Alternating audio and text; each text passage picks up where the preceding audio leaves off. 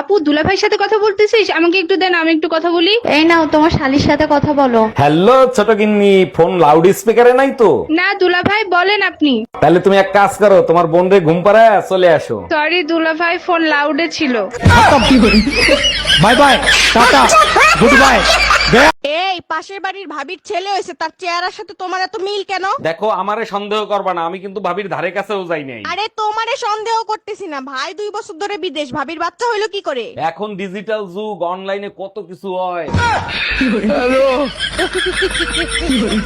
Doctor, আমার বউয়ের এখন কি অবস্থা? তার জ্ঞান কি ফিরছে? ও মাই গড, এগুলো কি বলেন আপনি? আপনার বউ কি অজ্ঞান ছিল? হ্যাঁ, একসাথে অনেক টাকা দেখে অজ্ঞান হয়ে গেছে, তারপরেই তো আপনার কাছে নিয়ে আসছি। বলেন কি, তাই নাকি? আমি তো তার পোস্টমর্টেম করে ফেলছি।